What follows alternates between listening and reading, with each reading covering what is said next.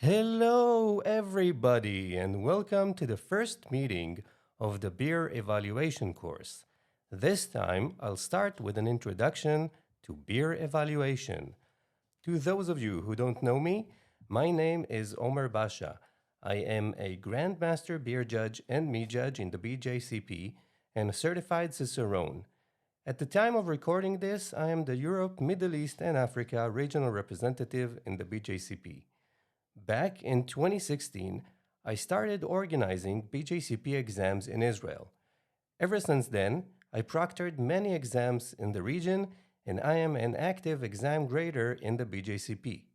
To this date, I gave 3 cider courses, 3 mead courses, and this is the 4th time I'm giving a beer evaluation course. This course is designed to be a course about the effects of brewing ingredients and processes on beer flavor and about beer evaluation. Other topics like beer styles will be covered in future courses. My hope is that first, this course will open your mind to everything related to beer, different techniques and processes in brewing, and eventually how to perform a complete evaluation of the beers you brew and beers that others brewed. Just wanted to ask you that if you like the video, please hit that like button, and if you have any questions, please comment on the video and I will answer. If you haven't subscribed to my channel, please hit that subscribe button and click the bell icon to get notified when new videos come out. In addition, if you haven't followed me on my social media, you can see them changing on the screen right now or find them in the description below. And now, without further ado, let's get to our presentation of the day about an introduction to beer evaluation. This is the layout of today's presentation. We will begin with the course schedule and bibliography, then move on to talk a bit about the purpose of the BJCP and its structure, go over the structure of the beer style guidelines and the anatomy of a style, and talk about the beer evaluation score sheet and the evaluation process. This is the course schedule. This is the first talk of the course. In the next presentation, we will go over the brewing process. Next, we will talk about grains and malting, water and mashing, hops and boil, yeast and fermentation, and advanced processes in brewing. In the 8th presentation, we will talk about beer evaluation and how to write a complete beer evaluation. And in the 9th and last meeting, we will talk about flavors and off-flavors in beer and how can we influence them. This is the course bibliography. The course will be based on the BJCP Beer Style Guidelines and the Beer Exam Study Guide. In the Exam Study Guide, you can find all the materials you need to know to pass the entrance exam. You can find links to these documents in the description below. To those of you who want to expand their studies, the BJCP recommends many books about beer.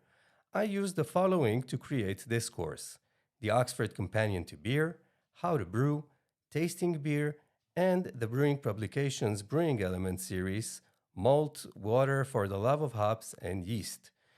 You can find links to these books in the description below. Now, after talking about the course, let's move on to talk about the BJCP. The BJCP was founded as a collaboration between the American Homebrewers Association, the AHA, and the Beer and Wine Trade Association in 1985. But since then became separated from these organizations, and now it works as an independent organization. The stated goal of the BJCP is to encourage knowledge, understanding, and appreciation of the world's diverse beers, meads, and ciders, to promote, recognize, and advance beer, mead, and cider tasting, evaluation, and communication skills, and lastly, to develop standardized tools, methods, and processes for structured evaluation, ranking, and feedback of beer, mead, and cider. The BJCP has 3 tracks of exams. The first is for beer and has 3 exam types. The first is an online entrance exam, which consists of 180 questions that must be completed in 60 minutes. It is considered a very hard exam and not many people pass it. The second exam is the beer tasting exam, which consists of evaluation and feedback of 6 beers in 90 minutes. And the third exam is a written proficiency exam that consists of 20 true or false questions and writing 5 college level essays. This exam is needed to advance through the ranks beyond certified. The second exam track is for mead. It consists of 2 types of exams. An online entrance exam that consists of 200 questions in 60 minutes, and a mead tasting exam which consists of evaluation of 6 meads in 90 minutes. The third exam track is for cider. It consists of 2 types of exams as well. An online entrance exam which consists of 100 questions in 30 minutes, and a cider tasting exam which consists of evaluation and feedback for 6 ciders in 90 minutes. For each tasting exam, 2 high-ranking judges are needed to proctor the exam. These should be national and above judges for beer, or for mead and cider, judges who scored above 80 in the mead or cider exams respectively, or be a master beer judge. In this course, we will focus on the beer track. The beer entrance exam consists of 180 questions in 60 minutes. The questions can be true or false, multiple choice, or multiple choice, multiple selection in various topics in beer evaluation. The topics will include judging procedures and ethics, ingredients, styles, brewing, troubleshooting, and more. After you have completed and passed the entrance exam, you have to send the exam admin the certificate number that is written in the upper right of the certificate. The exam admin will have to submit this number to the BJCP before the tasting exam. In the beer tasting exam, you will evaluate 6 beers in 90 minutes. That's 15 minutes for each beer. I recommend to start practicing beer evaluation in 15 minutes. We're not used to write by hand these days, and it takes some practice to be able to write so much. The exam is closed book, and no auxiliary materials are allowed. The exam is graded by 5 competencies: scoring accuracy, perceptive ability, descriptive ability, feedback, and completeness. Notice the first 2 competencies are dependent on other people in the exam, while the descriptive ability, feedback, and completeness are only dependent on you. So you want to go over these first to get a better grade. Now, let's talk about the ranks people always talk about in the BJCP. These are more relevant to beer than to mead and cider. After you pass the online entrance exam, you're considered a provisional judge. After the tasting exam and until you receive your score, you're considered a rank pending judge. You have to take the tasting exam within 1 year of completing the entrance exam, or you will have to take it again. If you score less than 60 points in the tasting exam, you're considered an apprentice judge. If you receive more than 60, you're a recognized judge. If you have more than 70 points in the tasting exam and 5 experience points from judging competitions, you become a certified judge. After you judge or help in a competition, you receive experience points. These can be judging points or staff points. Every rank requires a number of experience points you must have to advance. For example, judging a competition gets you half a point per session. However, if you are a steward in a competition, you will get half a point for each day. To advance to national and master ranks, you need to take the third exam. If you have a composite score between the tasting and written proficiency exam of over 80 and 20 experience points, you will advance to national judge. If you have a composite score of 90 and above and 40 experience points, you will get the rank of master. To this day, there are 164 people who achieved the master rank. Lastly, if you're a master and you have over 100 experience points and 240 GMSR points, you get the Grandmaster rank. Only national and above judges can administer or grade exams. In mead and cider, you only have to pass the tasting exam with a score of 60 to receive the certification of mead or cider judge. The cider and mead judge rank or endorsement is awarded to to every member who passed the cider tasting exam with a score of 60 and above. If you are already a beer judge, this will be an endorsement that says that you are certified in mead or cider as well as in beer. To members who are only mead or cider judges, meaning they did not take the beer tasting exam, this is their rank. Both mead and cider judges are full members of the organization. At this time, there is no rank above a mead or cider judge, but there might be in the future. Experience points are accumulated as for beer judges, but there is really nothing to do with them because there is no promotion or something. To summarize, we talked about the BJCP goals, the exam structure, and the rank structure. Now, we will move on to talk about the beer style guidelines. The Style Guidelines is a book containing definitions for beer styles. The most recent version is from 2021. This guide is well adopted by both home and commercial brewers. Today, this is the most common beer style guidelines in the world. The main differences between the 2015 and the 2021 guidelines are more styles and naming changes for some styles. The guide uses categories and styles to define beers. A style defines the primary characteristics of a specific type of beer. However, categories are totally arbitrary. Usually, they will have styles with similar characteristics, but sometimes there is really no connection between the styles. Their purpose is to gather styles for convenience. In addition, the order in the style guidelines should not be taken as a recommended drinking order. Here are a few pointers on using the style guidelines. These are guidelines, not specifications. Their goal is not to nitpick and say, oh, this Rauch beer has more smoky aroma than another Rauch beer, and that's why it's more to style. A beer should be evaluated on conforming to the guidelines.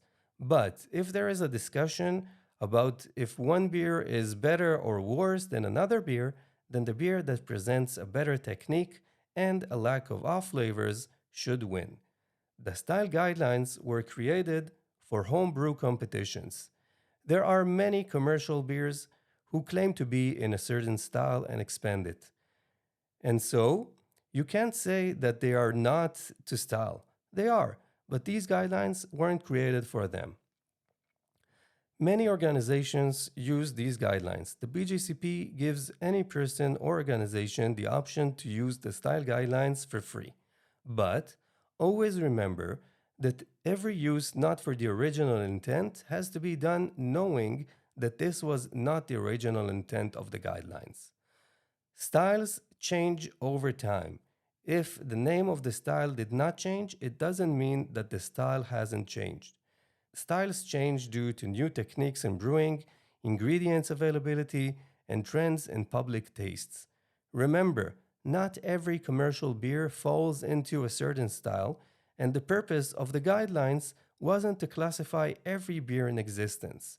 So, if you have a beer that doesn't fit any style in the guidelines, it is an option that it doesn't have a style in these guidelines. Commercial examples change over time and between countries, so sometimes a commercial example listed here will not always fit the style. Most styles are fairly broad. There are people who believe that these styles limit the creativity of the brewer, but the opposite is true. Most styles are very broad and allow for flexibility. Notice that you will usually encounter statements like medium low to medium high carbonation. In most cases, there is room for the brewer to experiment with. But boundaries must be placed for styles. It's not possible that every style will contain all the beer world. Some separation from other styles is needed. The most important thing to remember is that the guidelines are not the 10 Commandments, and you don't need to fanatically get lost in parsing each word in the guidelines. The guidelines are updated every few years, but new styles can be introduced between updates. The BJCP's main purpose is to certify judges by exams, and it's not possible if the reference changes all the time. The BJCP adopted an attitude of introducing provisional styles, and in each update, the ones who become popular will get into the guidelines. The BJCP is not the beer, mead, or cider police. If you are drinking a beer that you don't really like, you don't need to run to the brewer and ask why isn't the beer, mead, or cider isn't exactly the same as the guidelines say. Notice that many organizations have adopted the BJCP guidelines and that it has been translated into many languages, so not all copies or formats are precise. So, check if you're using any third-party guidelines that they're accurate. And lastly, the BJCP does not run competitions. All the decisions in a competition are made by the competition organizer. The BJCP has a minimal set of ethical standards for a competition. For example, the judging must be blind and that the judge cannot know who the entry belongs to or can't judge their own beer, mead, or cider. The BJCP guidelines are not the only style guidelines in existence. In fact, many competitions use their own guidelines. One of the more known guidelines are the Brewers Association guidelines that are used in many commercial competitions. These are a lot more concise than the BJCP guidelines, but they are updated frequently based on current standards in brewing and ingredients availability. After talking about the style guidelines, let's move on to talk about how a beer style is built in the guidelines and the different sections it contains. We'll start with the overall impression section. In the past, this section was a repeat of the aroma, appearance, flavor, and mouthfeel. Now, this section describes the essence of the style, the points that make it different from other styles.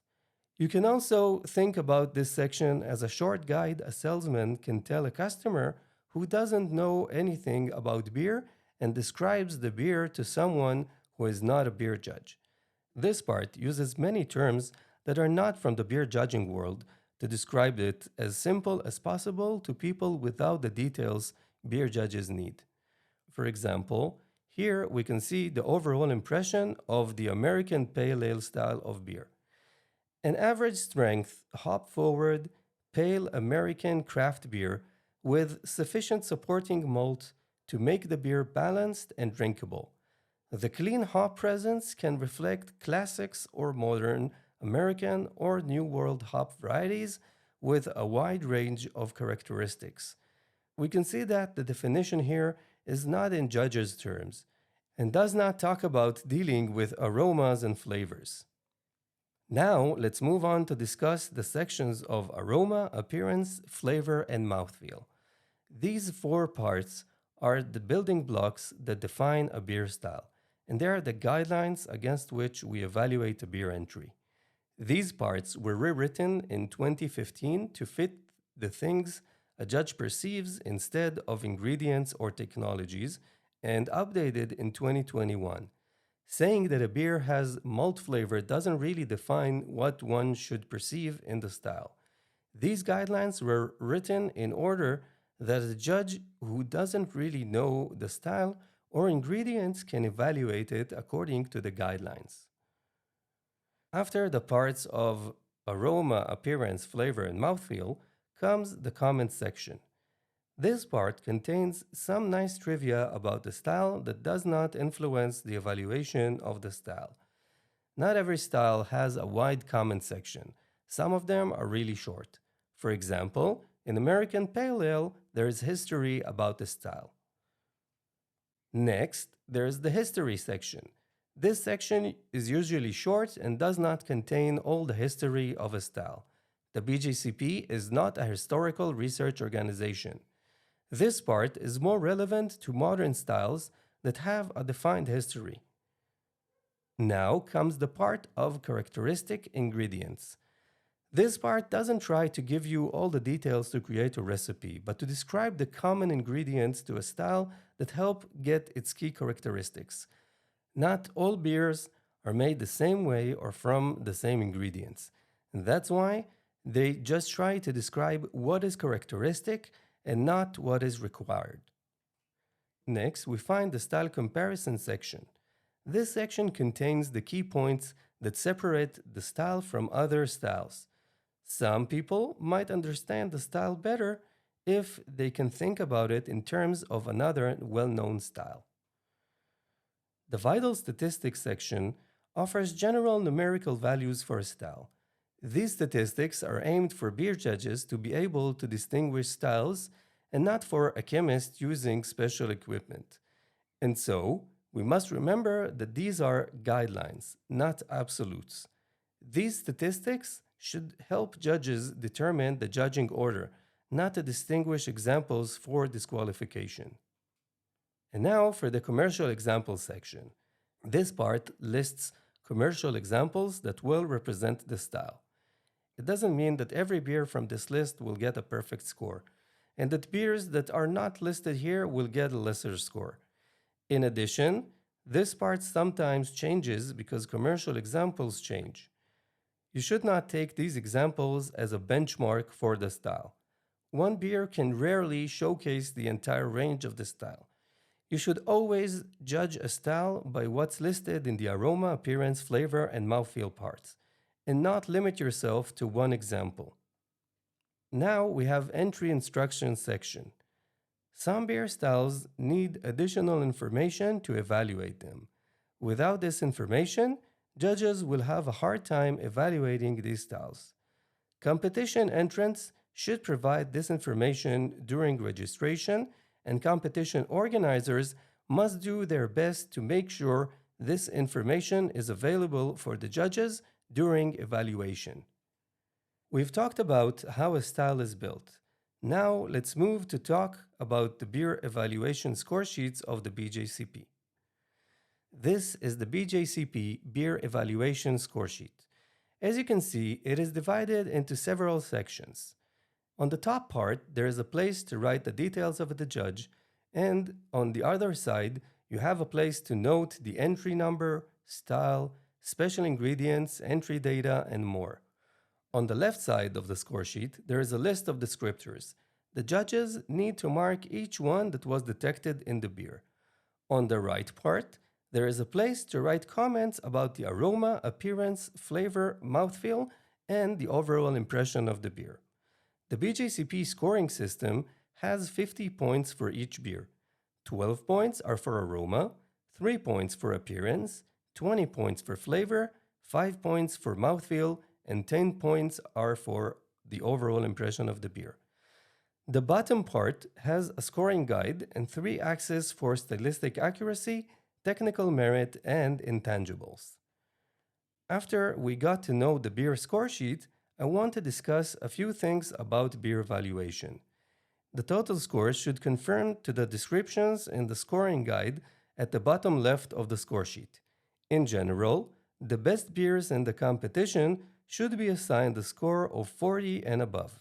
If a beer gets a perfect score of 50, it should be perfect, have absolutely no flaws, exemplify the style as well as or better than the commercial examples, be perfectly brewery fresh, well handled, and presented.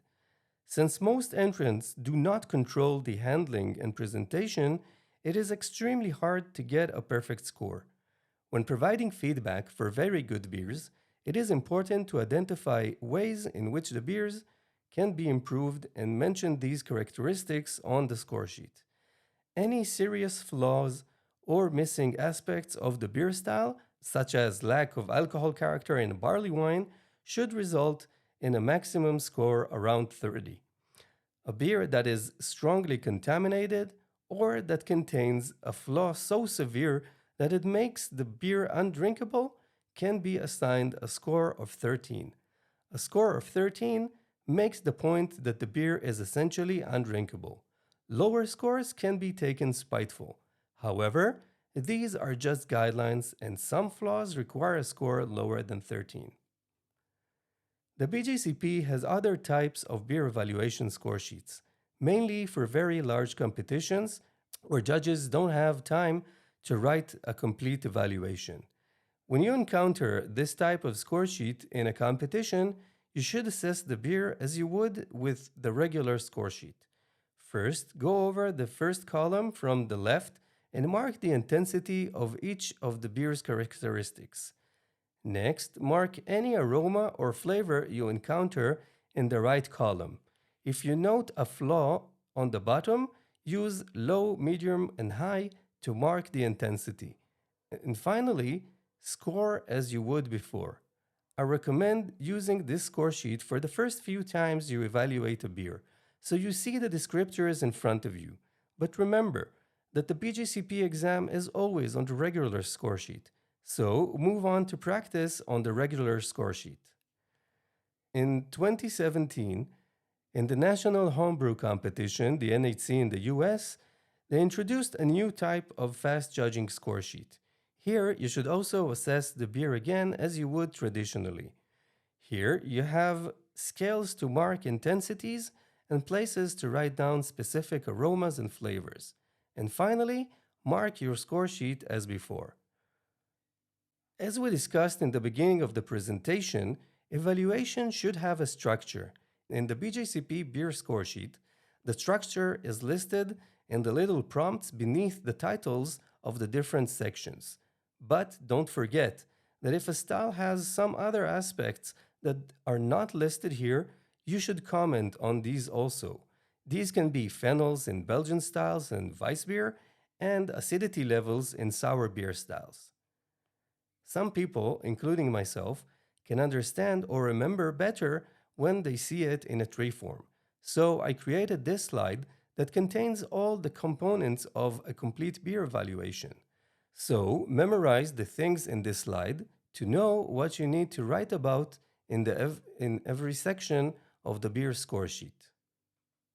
Now, after we discussed the beer score sheet, let's move on to talk about the beer evaluation process.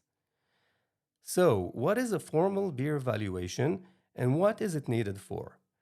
A beer evaluation should provide the brewer three things. The first is feedback on how much the beer represents the style it was entered as. This feedback is useful to fine-tune recipes. The second is troubleshooting advice. These diagnostics are useful when the entrant can't identify the origin of off flavors. A knowledgeable beer judge can give the entrant suggestions to change ingredients, processes, and equipment to eliminate off flavors. For example, if a judge identifies fusel alcohols in the beer and suggests changing the process of nutrient additions, or if the judge identified diacetyl and suggests changing the fermentation schedule to add diacetyl rest. The feedback is very useful for the brewer who wants to improve their process. And in the end, a formal beer evaluation gives a way to determine which are the better beers in beer competition. Now let's move on to talk about how does a beer judge evaluates a beer. We will discuss three things: decision strategies, scoring guidance, and procedure.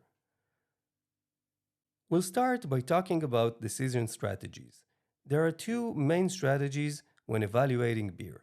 The top-down approach: the judge decides what is the overall impression and assigns a total score, and then breaks it down to different subsections. The problem with this approach is that it is hard to ensure that the points for each category will agree with the comments in the category. The second approach is the bottom-up approach. The judge decides what are the scores for each subsection by deducting points for any missing descriptor or off flavor, and then sums them up to get the total score. The problem with this method is that it's very easy to overscore entries. To sum up, judges who use top-down will miss the woods for the forest, and judges who use bottom-up will miss the forest for the trees. Most judges use a combined approach, which will be discussed soon. After talking about decision strategies, let's move on to the evaluation procedure. The BJCP recommends evaluating beer in the following way. Start with preparing the score sheet. Write the entry number, style category and subcategory, both letter and number, and style name, your name, and the rest of the details on the score sheet.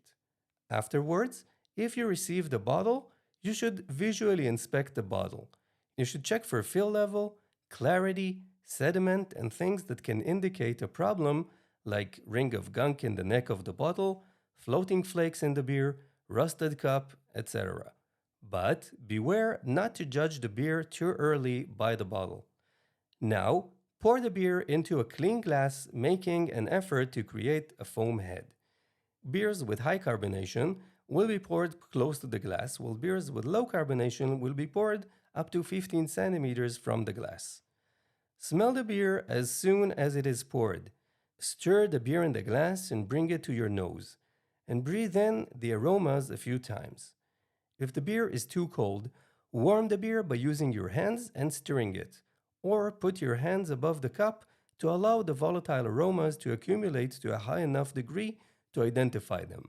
Write all of the aroma impressions you can feel, making sure not to forget anything you should evaluate from the evaluation structure and not to miss any off flavor. But don't give a score to the aroma section yet. Now, move on to visually inspect the beer. Let your nose rest and comment about the appearance. Tilt the glass and inspect it through a backlight. For dark beers, it might be necessary to use a flashlight to inspect the beer. Comment on the beer color, clarity, and foam head. Score the appearance and give each one of the characteristics 1 point. Now, smell the beer again. Stir the glass again, bring it to your nose, and smell it a few times. Notice how the aroma changes when the beer warms up and volatile aromas evaporate. If you find changes from the first evaluation, write them in the score sheet. Also notice off aromas that are present until now. Next, move on to taste the beer. Take a 30 milliliter sip into your mouth and coat all of your mouth with the beer. The lips, the gums, the teeth, the palate, the tongue, and everything. Swallow the beer and exhale through your nose. Aromatic compounds evaporate inside the mouth due to heat, and we want to move them to the nose.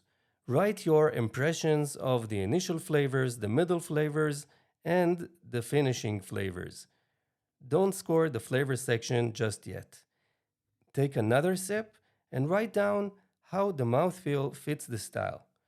The mouthfeel includes the body, carbonation level, alcoholic warmth, creaminess, and astringency, and other sensations.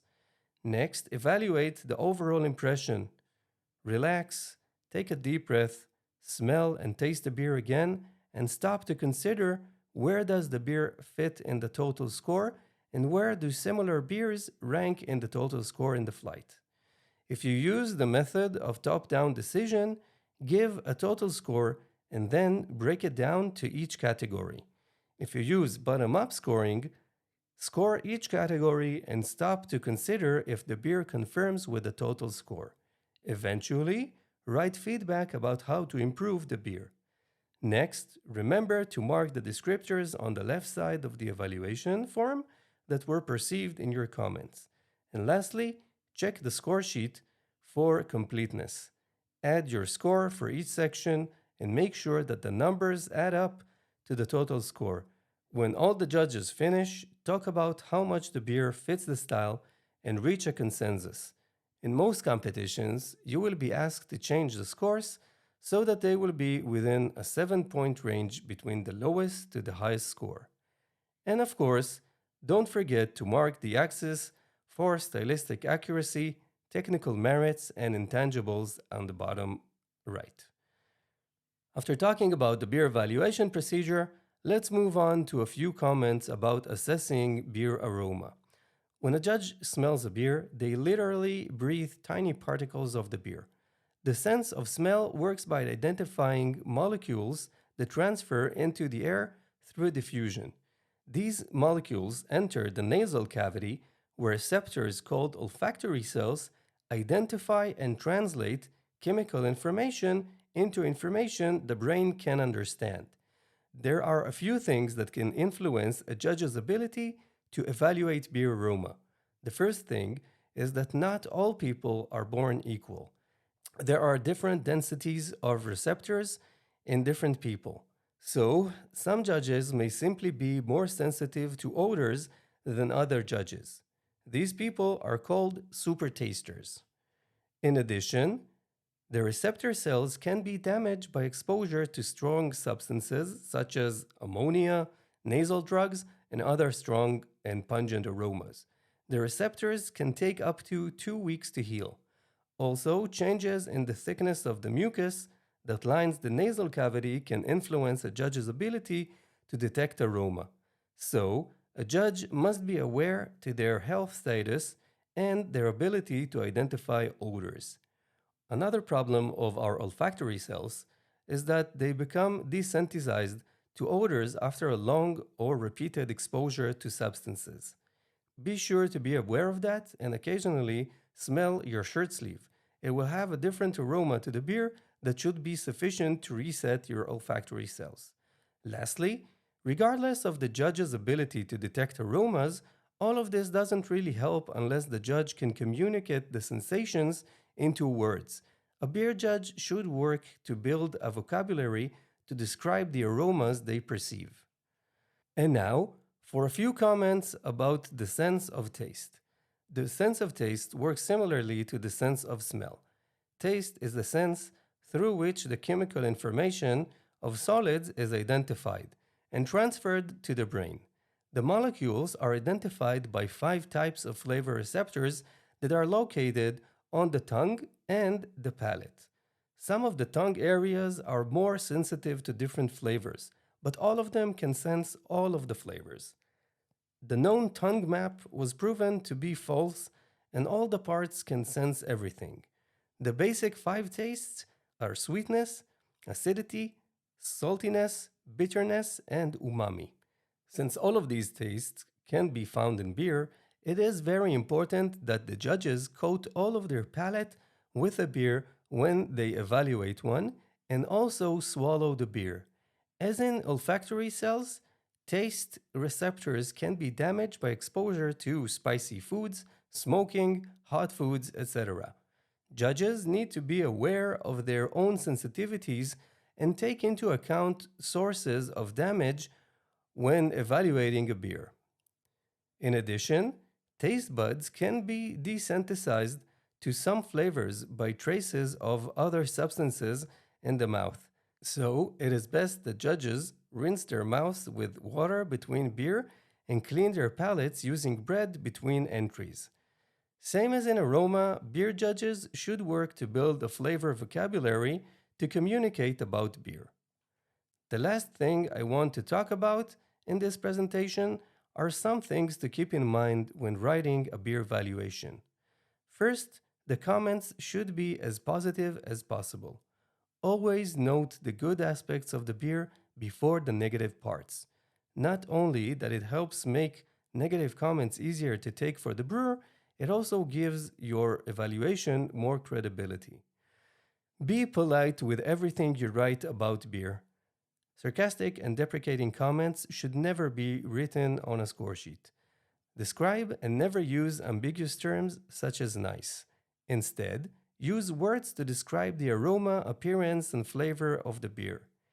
Be diagnostic and provide the brewer with possible causes for undesirable characteristics and offer advice on how to change the recipe or processes to eliminate these characteristics. Lastly, be humble. Do not speculate anything you are not sure about the beer, like which malt varieties were used, and apologize if you can't identify or describe unwanted beer characteristics. This is where we finish the first presentation of the beer course about an introduction to beer evaluation. I hope that the talk was informative and interesting. Just wanted to remind you that if you liked the video, please hit that like button to know when the next videos come out. If you have any questions, please write them down in the comments and I will answer them. In addition, you can see my social media handles change on the screen or find them in the description of this video. You're welcome to follow me to know when my next projects come out. Thank you for listening. I was Omer Basha and see you in the next meeting where we will discuss the brewing process.